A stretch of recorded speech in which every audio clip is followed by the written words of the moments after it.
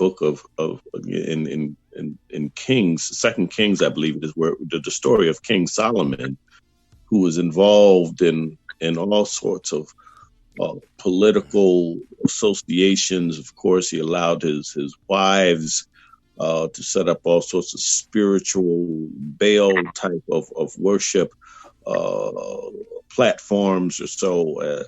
The tax of the people. In other words, as a leader and a spiritual leader at that, he let politics, not to mention lust and other things, but there are all sorts of varying things that impacted leadership, and the people suffered.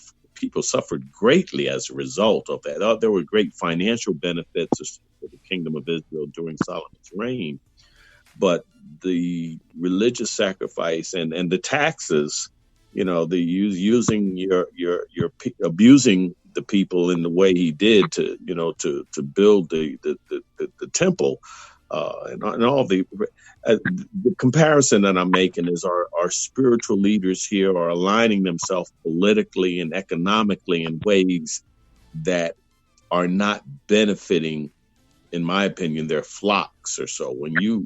When you get into groupthink and you start to push towards doing things because that's sort of the party line, and you're not taking a close examination at this 75 or 85-year-old man or woman who's going to come to church and expose themselves or risk, when you're not thinking about. When I was in Baltimore or so, it's just a little bit of ice. You don't have to cancel church. It's just a little bit of, how much ice does it take? Sure. For a woman to slip and break her hip. Right. Right. And when we get into the thinking where we don't look out for the flock, and we start to get into the group think and following the political and the economic ideologies, and straying away from what the conviction of our call and the word of God. And when we get caught up in that muck and mire, and unfortunately,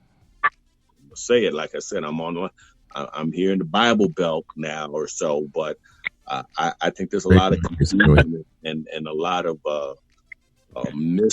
misinformation spiritually when it comes to politics and spirituality. And we're falling into this same pattern again, in my opinion, from what I can see. Yes, the economic and the politics and all that foolishness is all wrapped up in the decision making of the church, and that should not be. Now, when you were originally trying to figure out how your congregation was going to respond to this whole pandemic situation, did you get a lot of feedback from your congregation, or were most people reasonable in terms of the level of lethality of what you were looking at? Oh my goodness, heavens no. There was pushback. There was the repeat of what I was hearing, the Fox News talking points. This is all media hype. This is all an attempt to try to get back at 45. This was all, you heard all of those talking points, and it took some convincing. In fact, I thank God again for the Holy Spirit stepping in and moving the heart of some of the older matriarchs who were saying, listen, I don't want to come out here in this mess. We need to shut the church, shut the physical church meeting and transition into something more virtual. It took the matriarchs to come in and share their concerns in addition to what I was sharing. And that sort of helped push the tide a little bit. But there was tremendous pushback. And like I said, a lot of it, I think, was related to some of the political language that was being talked about at that time. Sure. And as we know now, Fox News folks, they've altered their stance. And as we also know that many of those folks that held those opinions were actually preparing their families for this whole situation, as we saw from the divestitures of certain senators when they knew this thing was about to hit, and just a lot of different things. Now that the numbers are out, now that we're past the 60,000 mark in terms of deaths, now that we're past the million mark in terms of infections, have you seen a change in the attitude of your parishioners and those in the Odessa area, or are they still holding on to those same beliefs? I think there's been some change. I think folks, are realizing that this is real. That folks are wrestling with this, and usually there's somebody that knows somebody. I'll say myself. My son is currently struggling. He's tested positive in Tampa, Florida. Wow. Sorry to hear that. This is, I had a first cousin that passed away a week ago in New Jersey. This is personal, Wow. And I think people have to realize this is maybe presidents should all call and check in with Boris Johnson over in England. And what's the thing really feel like? What do you think? Right.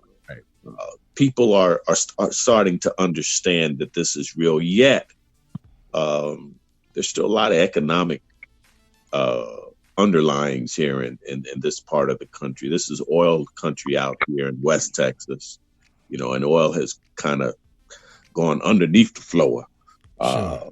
So you've got economic ideologies and concerns that are sort of driving that, coupled with their cousin politics.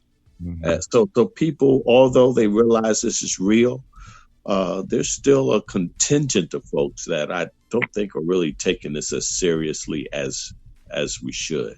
Getting back to business at this point in time, when the numbers are still going up.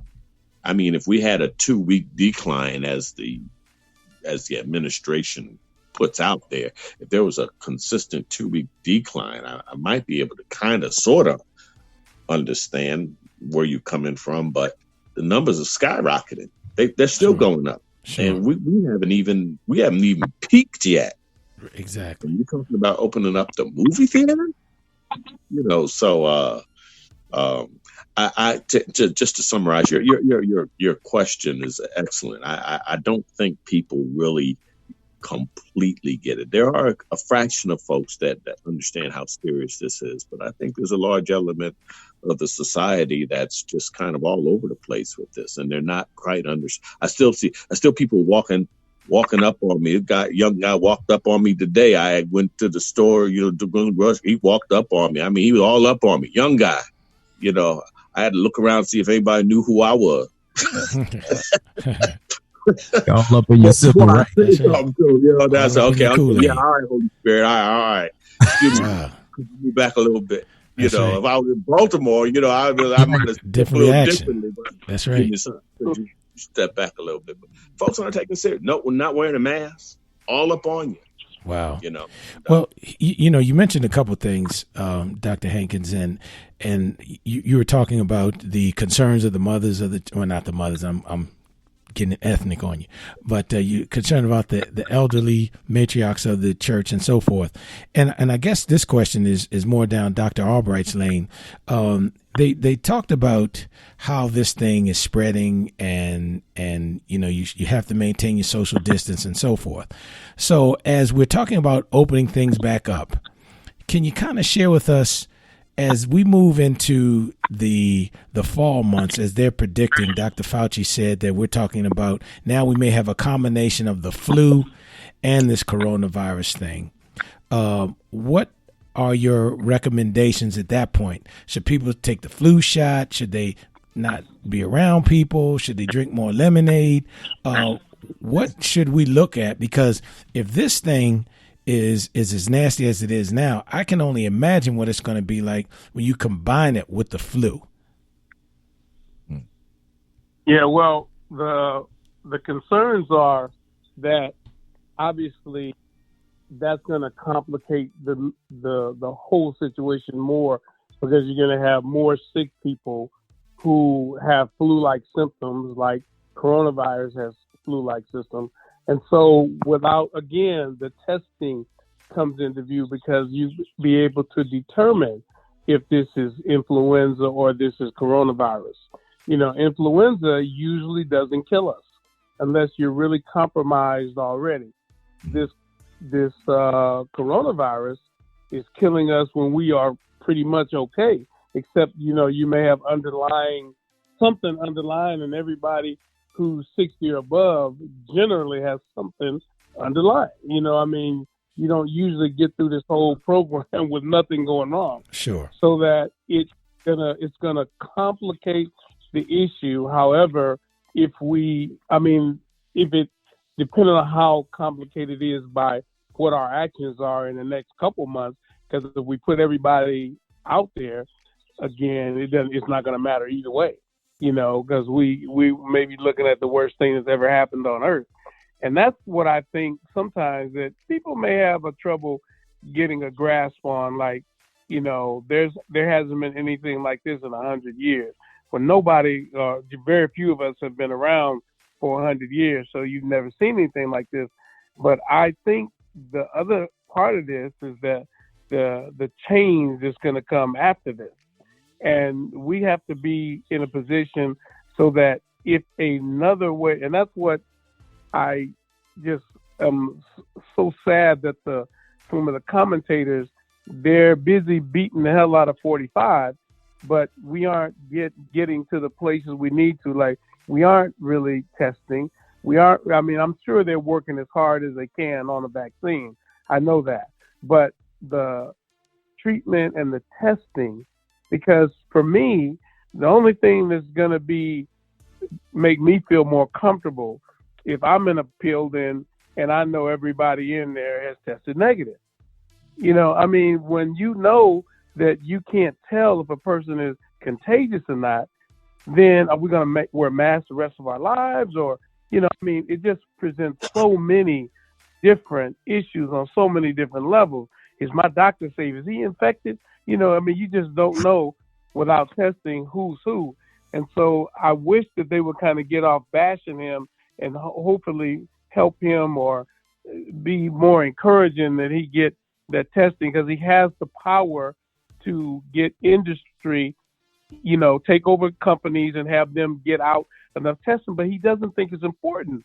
And that's why he doesn't do it. That's why we haven't made the progress since they decided not to follow the scientists on this one. Then you need to have somebody in place who understands, and he doesn't.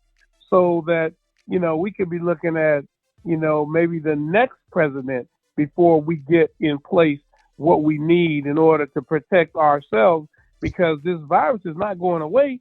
And what happens next year? We're going to go through this again next year. So, without putting things in place to protect us, the vaccine will protect us. This medicine, if it works like they hope it will protect us. But, we got a long time to go. Like the doctors tried to tell him in the beginning, 45, it takes 18 months to 2 years to take a vaccine from zero to where we can give it to people, because we can't just like he should have learned from the malaria medicine that he tried to give people, hydroxychloroquine. But what good could it do? What harm could it do? Well, you see now it killed people. So, it's a very scientific process to invent a vaccine, produce it, test it, and then, produce it in massive amounts to inoculate a whole country or the world. So it's certainly not as simple as he thinks. And that's why he fired the guy who was the head vaccine man, because the guy was telling him, look, I can't just come up with something and start giving it to people. It may kill people. So he said, 45 said, get out the way. Let me put somebody in there who's going to listen to what I'm saying. So he's just putting everybody at so much risk, bless his heart. And so I don't know. It's a harrowing situation that we're in. And, anybody even thought about the liability when you go in a place and you're well, or you think you're well, and you get infected, and your mother or sister or wife or somebody, kids are laying there sick, and they're sick because this place wasn't safe, and they opened up so you could go in there, so you assume that it's safe. However, you should have better sense. But, what about the liability of that? Nobody even thinks about that. And what about how are people going to start feeling when